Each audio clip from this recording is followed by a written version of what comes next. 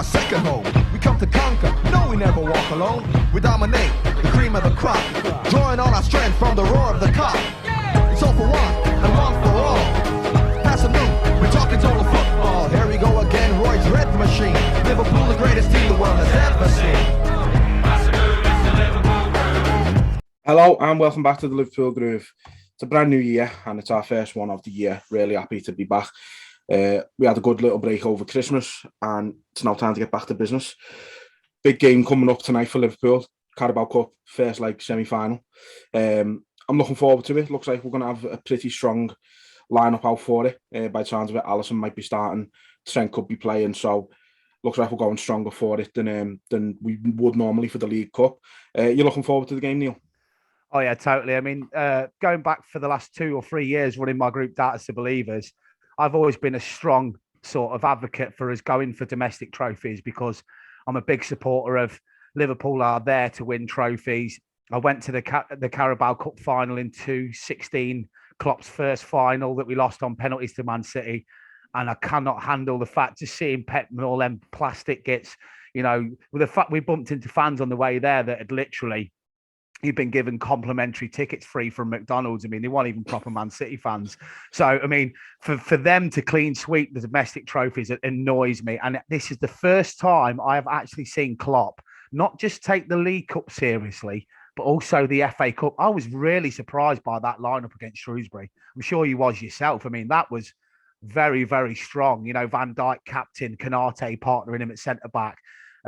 Really strong. Bobby Firmino coming on, stuff like that. So I actually think this could be a year, and I said this on a previous podcast here, where we could win a lot of trophies if we just put out our best, not even our best side, a mixture.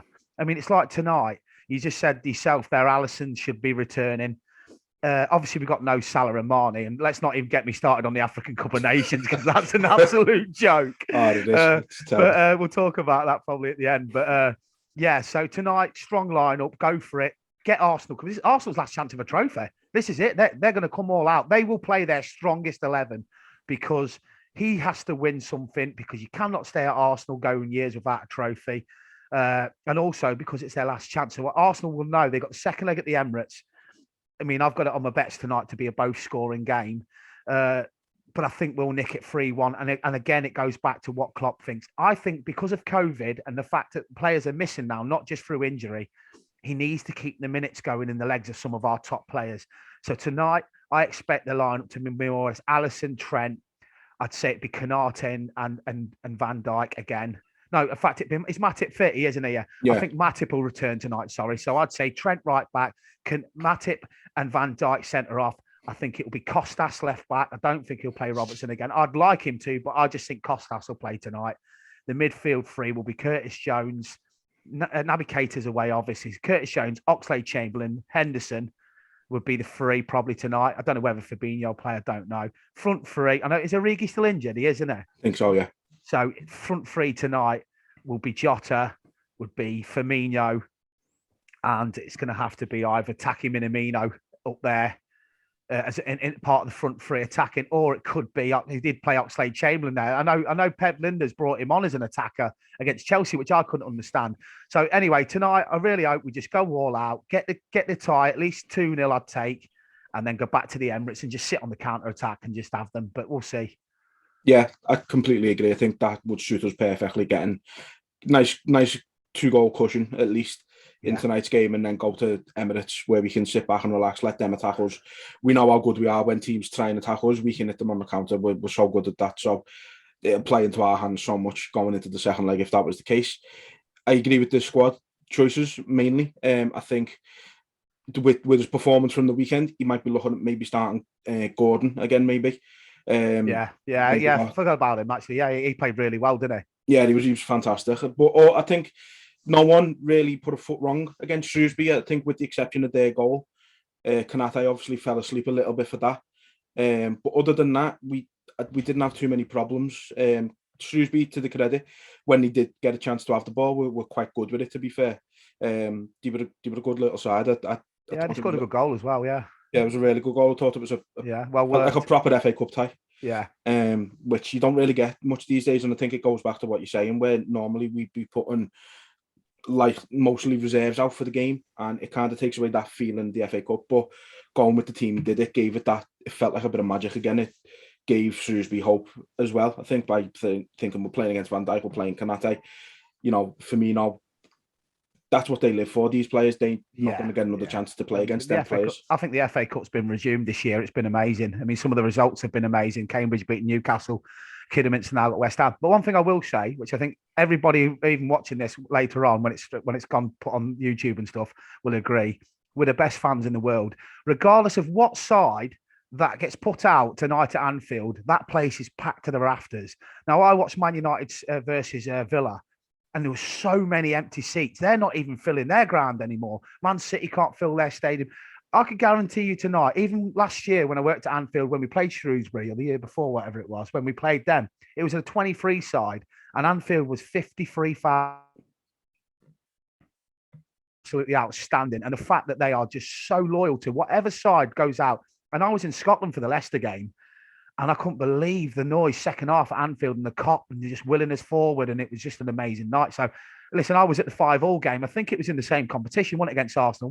Was that Carabao? Was that FA Cup? Yeah, that was 5-5. Carabao, yeah. And it was an amazing night. So anyone going to the game tonight, have a great safe journey to the ground and stuff, and bring back the win. That's what I'd say to that. Absolutely. Just going back to the Shrewsbury game for a moment, I think, like I said, the youngsters played really well. The combination of, I think it was Owen Beck set up the goal for KD Gordon, was great to see. That's exactly why they're in the squad. It's looking great, and I think they deserve the chance to go forward. Cardiff's a really good tie in the 4th round. Yeah, Anfield as well, so I'm looking forward to another similar team there. It's weird. This is probably the first time since Klopp where we've been given home ties quite a lot in cup draws. We didn't have that. We've always been away, haven't we? It's just so nice. And just going back to Gordon, I read a piece the other week by Wayne Rooney, and Rooney said that he was training when he just took over at Derby. He was training with the first team, and Rooney said that he was the most talented footballer he'd ever seen for that age. So, and they were fuming that we'd actually got him off. I think, we paid £2 million or something like that for him, which is an absolute snip. So this lad could go on. I think he's similar to Raheem Sterling. I think he could go on to be a little bit like him. Do you know what I mean? One of them breaking through 17, 18 years old and going on to be, hopefully not a rat like he is, but, but in terms of a breakthrough like Harvey Elliott, let's hope he gets back soon as well. So yeah, Shrewsbury's great performance. Tyler Morton, I forgot about him. I think he probably will start tonight now, coming to think of it. I really like him as a player, the way he passes the ball. It's so like Steven Gerrard. He just whips it straight out. Honestly, we've got some... It's rock and a hard place in terms of signings, because I think we need signings at the moment. But you can see why they've got faith in the academy when we're producing kids like we are at the moment. Yeah, completely agree. Like you say, rock and a hard place at the moment. We did definitely need signings. I think nobody will disagree with you there. But at the same time, like you say, you've got to sort of balance it where if we get new signings in, these kids are never going to get a chance to prove that the Liverpool quality. If we had signed 2 midfielders in the summer, Tyler Morton wouldn't be getting game time now and proving that he belongs. Exactly. So, I mean, just going on to that point, Jay, I was saying the other day, why are we postponing games for COVID just because a few first-team players are out? In my opinion, wouldn't it be great to see games where 6 of the first team is missing and you're playing some of your 23s?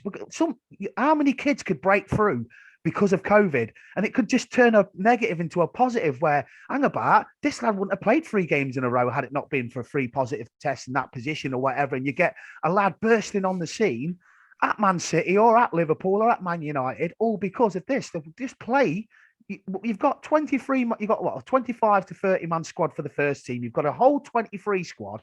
Games shouldn't be getting called off. I don't care about they say, oh, quality will be lesser. Why would it? These are Premier League football players. Even in the lower, in the 23s, they're not going to be crap players. The quality's not. We've shown that. Look at the Everton game. We beat Everton with our kids. This is what I'm saying. So to me, and that was a great game. It was. So to me, I believe going forward, whilst COVID is here, play whatever side you have got available. You're not going to have 11 first-team players out of COVID. It's not going to happen. So even if it's 2 or 3 or 4, don't call off games, play it, and let's see these kids. Let's give these kids a chance. And I would love to see who come out of it. It'd be great. Yeah, I agree. Absolutely. I think you've only got to look at the Chelsea game. I think they played, was it Cheltenham or something at the weekend? Yeah, yeah, And I think the right back Hall got man of the yeah. match. Oh, And that's he's a it. And he kid. would It's never like, have played. exactly. Yeah, So yeah. I Think, couldn't agree more. I think it's like you say, these kids need game time and yeah. they're only going to get more of it because of COVID. So like you say, let's turn a negative into a positive and let these Positive, kids show yeah, that they yeah. can For play. everyone, the supporters as well have been through a lot. I mean, I've got a lot of family in Scotland, and they've had their games behind closed doors again, and it's killing their mental health. Just get football back on. Everybody's been vaccinated. Give these kids a chance. Keep the games going. I've actually loved the football. I mean, I'm fuming. I watched the game last night with Tottenham Chelsea, and I had both to score in the Barcelona Real Madrid game and the Inter Milan Juventus. That all came in, and I just needed a Tottenham goal. No. VAR ruled 3 out, didn't it? Yeah. VAR cancelled 2 penalties and the goal by Harry Kane. So I was throwing things in my room and everything. But I love football. That's what I'm about. And yeah, I'm really looking forward to tonight's match. And again, I can't wait to see what we go for. But we've got to win trophies this season. I said it on my video yesterday I did on my group. It's not good enough to win that we've only won this amount of trophies with Klopp. He's a genius. We have to back him now in the transfer market. We have to say, there you go. We've only got what 2.5 seasons left of him. I mean, come on. Give the man what he needs. Let's get another couple of titles and at least a few domestic cups because he cannot leave Liverpool with only what we've done so far, in my opinion. No way. No, it'd be a travesty. It was, speaking of backing him, not necessarily transfer window wise, but obviously the big story at the moment is Mo Salah and his contract situation. Yeah. Reporters are saying he's asking for 400 grand a week. What's your take on that? Well, yeah, it's fresh in my mind. I did a video this morning about it. Basically, what my opinion is this: I think they've looked at Arsenal a little bit, FSG, and looked at the situation with Aubameyang and Mesut Özil because they were demanding the biggest wage at the club, and then soon as it signed, they tailed off. Yeah. Now, I think what it is FSG are looking at it like this. Look, Mo Salah's still got 2 years left on his deal, right? If he is still doing what he is doing now, next season, we can give him that contract that he wants. What we're worried about is 2 years is a long time in football. In a way, I know he's amazing. I don't think he will tail off. I think the contract needs signing now. But my point is this: as a business point of view, they're looking at, I think it's 82 million over his contract will cost. They're thinking, right, do we wait a year? If he's still doing it, okay, we'll give him that. This is why Klopp keeps saying it's all right, we're fine. I think there's a deal in place where if he's continuing these numbers going into this year, going in towards the back end of the season, I think the deal will be done in the summer. That's my opinion. I think if he goes into this half of the year and keeps hitting them numbers, he'll get his deal. There's no rush. I don't know why everybody's panicking. He has not got 6 months left on his deal. He has 2 years. Yeah. So in my opinion, just let FSG, what I always say this to the supporters, watch the film Moneyball. Watch the film Moneyball. It's the way they operate. They did it with baseball. The New York Yankees were spending, I think, £250 million on their squad.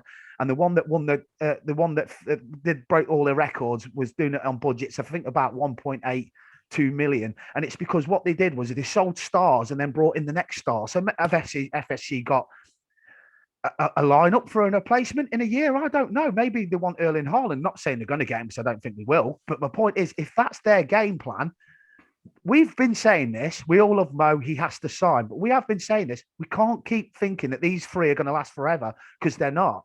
So we've got to, at some point, think of the next Mo Salah, the next Sadio Mane, the next Bobby Firmino. So if you're saying to me, we've got 85 million to tie Salah down, do it. But then if they're thinking, well, we need that 85 million for Erling Haaland, I'm thinking to myself now, or more, we put 50 million towards it. I don't know. That's the only way they'll get away with it. Because if they sell Mo Salah, they're going to come in for shit. Yeah. If they do not sign his contract, they're going to come in for shit. So it's, for me, it's, they're ruthless anyway, FSG. You know they are. I mean, to me, I think this is my gut feeling. He'll sign in the summer. They want to see if he kicks on this year. Yeah, I mean, another 6 months. Yeah, absolutely. I think there's going to be a reason why the club aren't panicking, why Jurgen Klopp isn't panicking. There's either going to be something in place, or he knows that the proper discussions are going to happen in the summer, maybe, like you say. Yeah. Do you think there's maybe an element of not wanting to disrupt sort of the hierarchy, if you like, as well? Obviously, we've got well known to have the wage structured and stuff like that. I understand the wage structure, but then again, there's different. Listen, I heard this on TalkSport yesterday. Everyone going to say, yeah, but then you'll get, someone else saying they want 400. Listen, someone else isn't Mo Salah. Mo Salah is asking for the wage based on his contributions. He's had 29 goal contributions this season already, including the goals he scored. So I think he's like, his numbers are Ronaldo, Messi-ish now, right? So they're the only three that can command that wage. Unless if Jota comes up in 2 years' time and he's ramming in 30 a season, not a problem. And he's hitting 15 assists a season, not a problem. But he's not near that numbers. He looks like he could go on and be one of them players. But my point is, until you can provide, they can't. The FSG can't say no, because all of his agents going to say, look, you want to lose that. Liverpool lose that, you could lose the top four. You're going to lose millions out of Champions League revenue. You're going to lose a chance of winning trophies, which can earn you millions. I mean, Manchester City have just overtook Man United in terms of income. I seen that yesterday. And that, I mean, we all know about their dodgy sponsorship deals and all that. But I mean, it's because they're always winning trophies. It's because they're always in the Champions League. And that makes a massive thing to your revenue. So in a way, he's an investment for your business. You sign Mo Salah, he's going to get you the goals that gets you the money to win your Champions League, to win your league titles. So in a way, it's an investment. It's like if you've got machinery, you buy the best machine to produce the best products. So if you want to get revenue into your company, into your business, you have to have the best bits possible. And Salah is the best goal scorer on the planet at the moment. So you give him what he wants. Simple as that. Yeah, absolutely. And you talk about revenue, you lose Salah, you lose the support of a whole country, you lose Egypt, then doesn't care about Liverpool. Think of the shirt sales. I'd love to know that. It never comes out, does it? Wonder what Salah shirt sales are around the world. It'd be astronomical. Like I say, he's a god in Egypt. He's going to be getting taught in schools in Egypt. They're going to be teaching kids about Mo Salah in schools. That's how big of a pair of an icon he is over there. Remember that George Weah that used to play for AC Milan and Man City, Chelsea. He's the president of Libya. Yeah, like, this is what I mean. This Salah could be that. He could go over back to Egypt, be the bloody king if he wanted to. Do you know what I mean? Yeah. Even though their team, like I said, don't get me started with African nations. Their team was so crap. Oh my God! I think he got 2 touches in the first half. I was like, they're playing on a sandpit. I mean, that bit with where the ref blew for full time twice. I mean, anyway. You know what?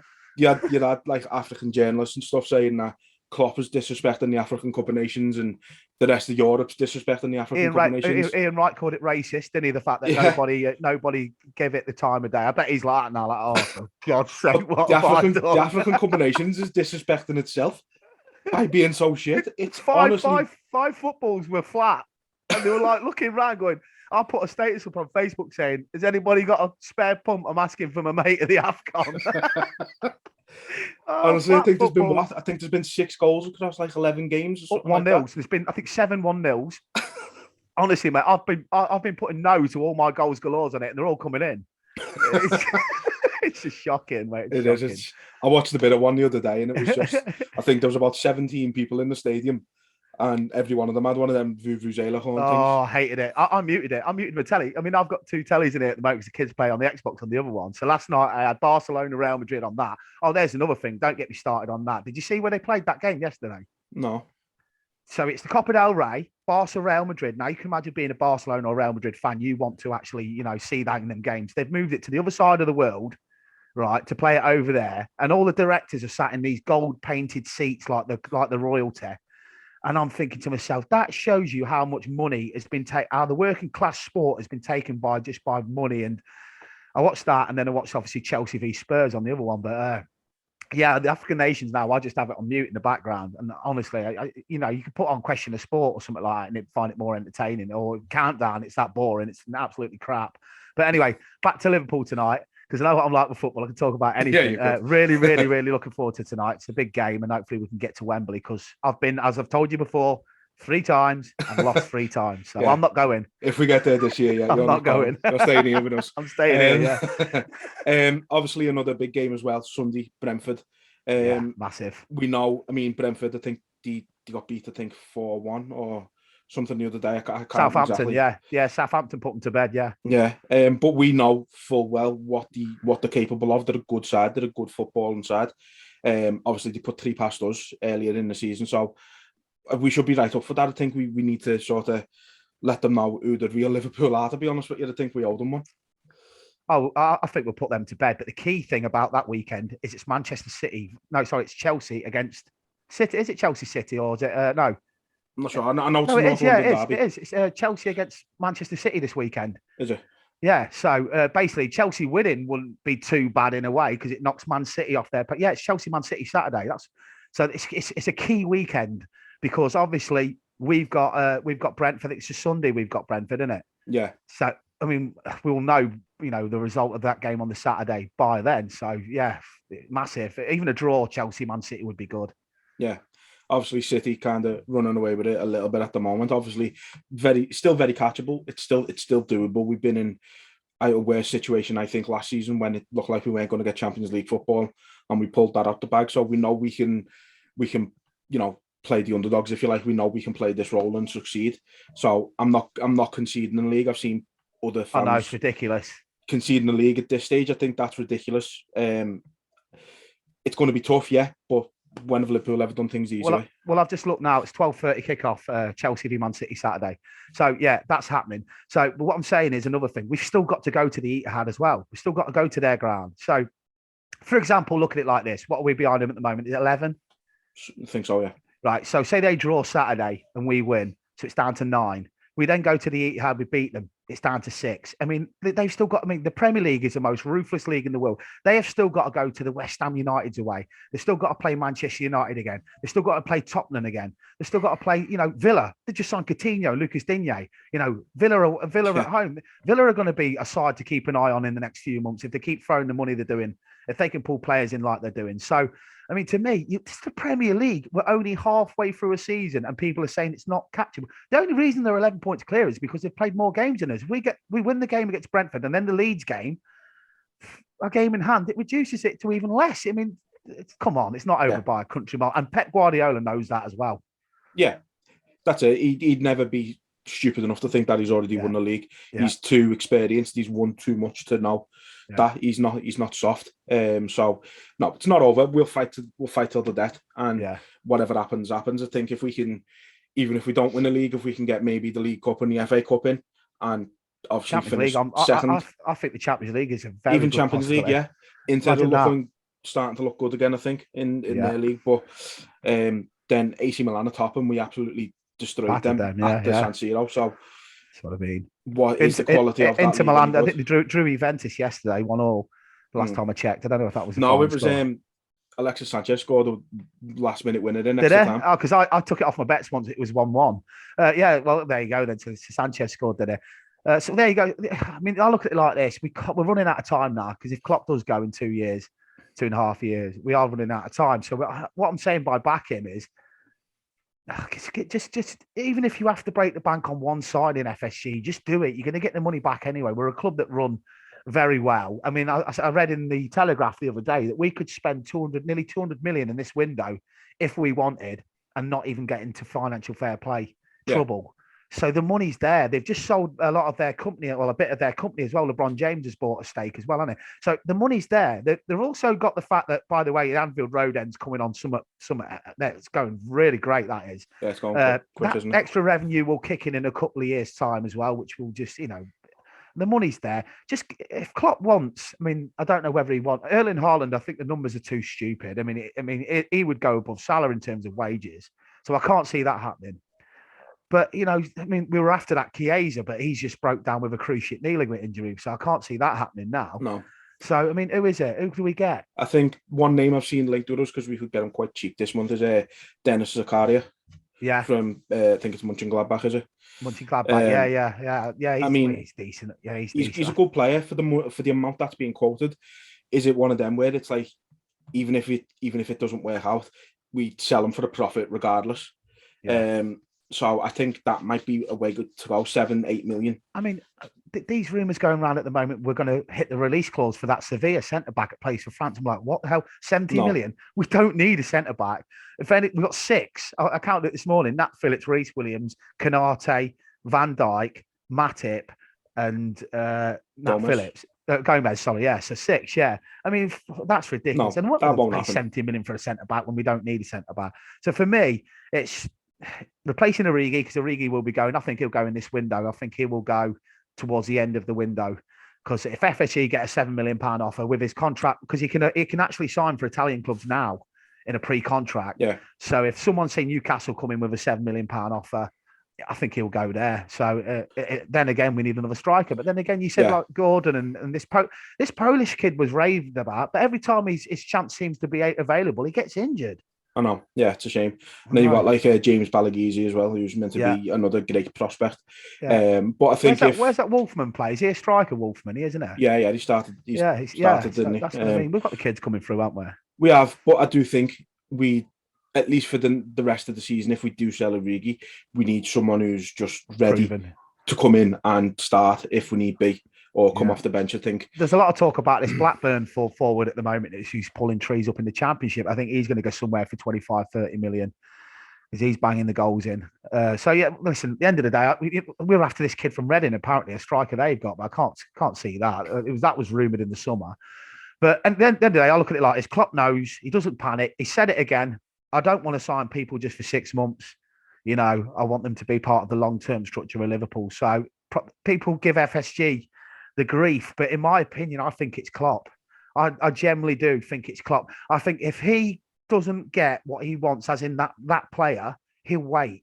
He'll just wait. He won't spend money for the sake of just spending money. I don't believe that FSG have come out and said that he can't spend money, because Klopp would say it. He's that honest and open. He'd say, look, I want to bring somebody in, but unfortunately the club have told me we're building this new stand. We've not got the money. He hasn't said that. He always says the same thing. The owners are great. They've always given me what I've wanted. And if I have to wait, I will wait. I will not waste money just for the sake of bringing somebody in. Because let's not forget, Mane and Salah are only out for 4 weeks, right? And in that 4-week period, we've got Brentford at home. We should beat them without them two anyway. I think we've got a couple more. I know we've got Chelsea this month, haven't we?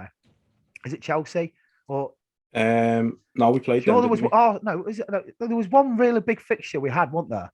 I think it was Chelsea, but I'm sure it is. There was the agreement there was the agreement that they could go to the African Cup of Nations after the Chelsea game. So obviously we played them, didn't we? Drew 2-2. That was Chelsea. Yeah, sorry, you're right. Yeah, it was that, wasn't it?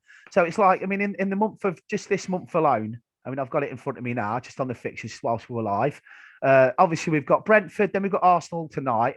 Sorry, Arsenal tonight, Brentford, then Arsenal again, and then we've got Palace and Cardiff. I mean, so we've basically got Brentford, Palace, and Cardiff that we're missing.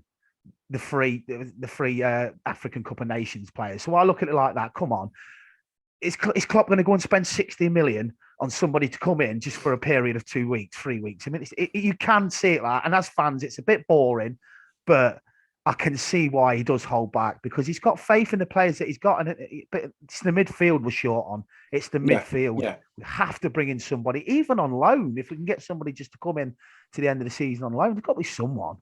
Yeah, it's. I agree with you about the midfield. Genie Wijnaldum.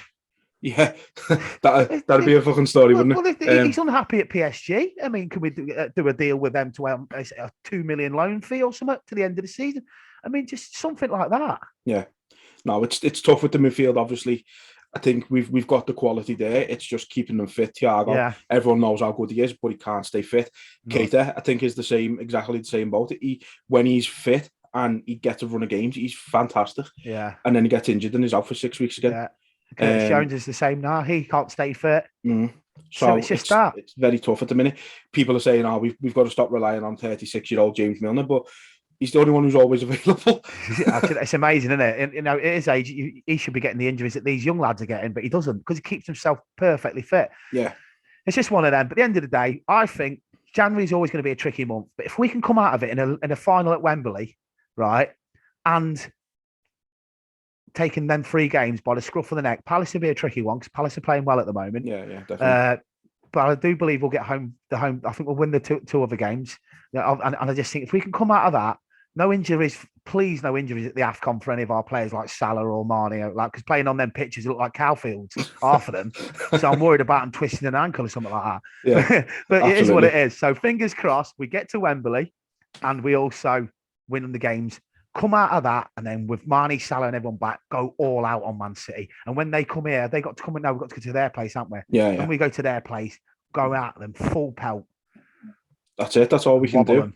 Yeah. Like I say, we'll fight till the very end. We know that's what Liverpool will do. We know that's what Jurgen Klopp will do. I've got faith in him. I know you've got faith in him. Let's just let the season play out as it is, and we'll get the win tonight. Yeah, batter them, because let's be honest, the Gunners. Arsenal. So we can watch Arsenal So we can watch Arsenal TV later, laughing again.